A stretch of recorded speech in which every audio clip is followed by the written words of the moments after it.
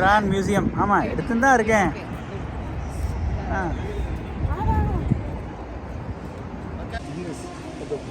And the replica is actually made here in 1950s. And the rest is actually intact except for us to complete it. So what about these statues? So actually we have 17 statues of artifacts in the Grand Staircase. They haven't been organized based on chronological order. It has been based on themes. We have 4 main themes. The first theme was called Royal Image, Royal Propaganda in the Ancient World. So we have here seated kings, we have striding kings, we have kings in a worship pose over there. Finally, you can see a very different or odd-shaped royal image at the end of this phase. It's representing the king as high priest, a religious form of the king. Of course, you may know that kings in ancient Egypt served as mediators between gods and humans. So if you're a part of the noble elites and you wish to go to give an offering or maybe a gift for one of these gods, you can't go directly to the gods. You have to go first to the king or one of the priests representing the kings, and in return the king will give it to the gods. So it's a very unique concept here. On the right side, we will have in the future a virtual reality show called the HoloLens Chamber. We were able to see a virtual reality houses. We are referring now to temples in ancient Egypt. Of course, we have a lot of misconceptions regarding temples in the ancient Egypt. Temples did not serve as worshipping places. It's actually farmers and commoners were not allowed to get inside, actually, in the first place. So it was like an economical center.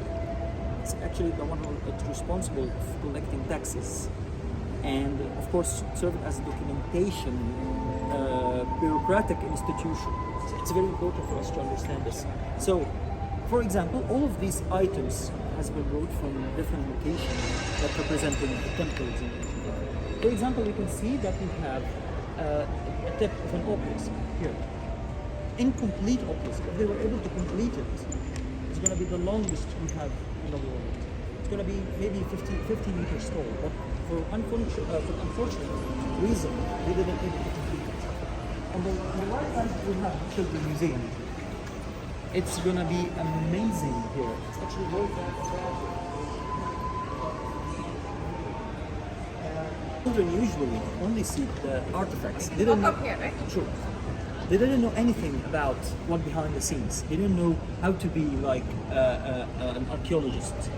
So here they have a lot of glimpses of how to be excavator or restorator or museologist. Here you can get the third phase, gods and kings. Here you can see a lot of statues representing kings accompanied with gods. For example, here you can see Ramesses II in the center. Here, this one.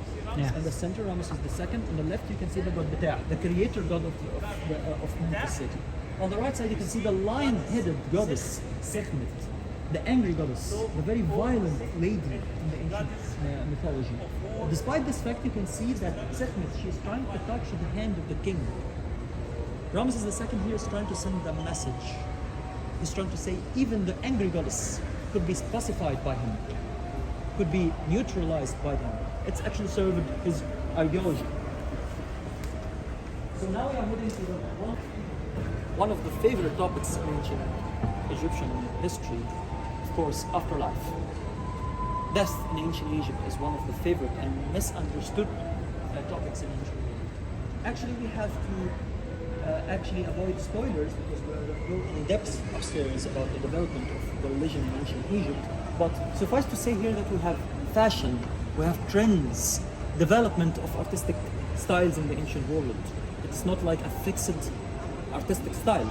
For example, we have here the first two coffins here, the first two sarcophagus, actually are the oldest of the shape of rectangular shape of coffins. Later, it actually dates back to the 4th dynasty, 4,600 years ago. Later, it adopted different shape. The human body, for example, anthropoid-shaped coffin. This one dates back to the 26th dynasty. So it has this continuation, and this has this development in artistic style. Now we are heading to the panoramic view. Usually before opening, Here you can see that we have a depression in between two hills. We have the plateau here and the hill that has been built the museum over. So here, Henny Hemping is the Irish firm that won the competition in 2003 to design the Grand Egyptian Museum. And the concept goes as follows. They have to pick a point in in the center of this round. We don't have any natural phenomena can result these kinds of cuts. That's why we are sure that this is actually a man-made object. Can you guess how many years that separate us from these objects? It dates back to lower Paleolithic age. What ranges? It's used as an attachment of one of the ropes to one of the potteries. These are the earliest price tags ever found. This is, by the way, actually the earliest writing ever should be ascribed to obtain one of the titles, one of the respected titles in the state. And Mitri was a highly respected guy. He is represented holding a papyri on his lap. He is now ready to write his own biography on it. And you can see that Mitri is actually made out of ebony wood, high quality wood that came from Nubia. And the artist covered Mitri with plaster to give him this Look at those bangles. Chair? chair and the bed and everything. Wow. Actually the frames, because the wood itself has been restored. Lapis. Silver, turquoise, lapis எல்லாம் வச்சு பண்ணிருக்காங்க. And let me give you this. Actually, a research study has been conducted 3 years ago on these kinds of silver. They found that these kinds of silver, the only source of these kinds of silver is from the Aegean Islands in Greek. So there has been brought and imported this proof, or the surviving proof of a mummification process happened in the 4th dynasty. This is the earliest we have. That's why mirrors are actually for the elites, because it's silver. And this is all you want.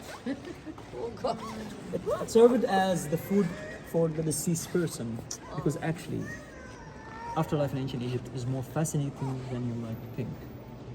They actually denied death.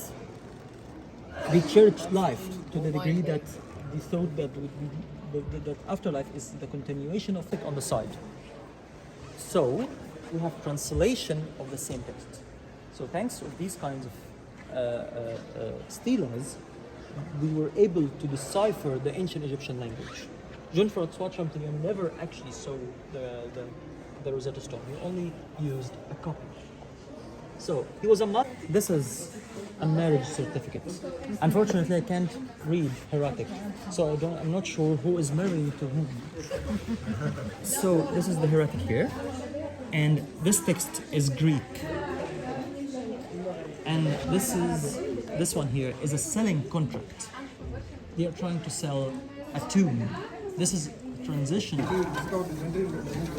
This one?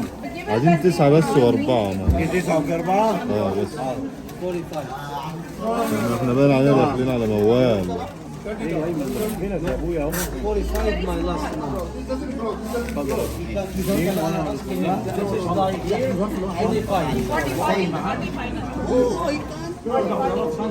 I cry now. I cry. في 9 You want و4 like love story like this? King Tutankhamun. King Tut. You have son? No. We have like 1, 2. I will make it the same deal. 45. Okay. This greater than And can you please pack it? After he finish the artist. Okay? Pack it separate. Okay? Keep it here. So what is the interest they're giving for this? Which one? The kids, what they want is sunshine. Okay. These two? Yeah. Sunset. Okay. What is the name in the Virgo? Saisha. Virgo Saisha. This one. Virgo. Judgment Day, the bigger one. If you dig the bigger one, I will do my special offer for you.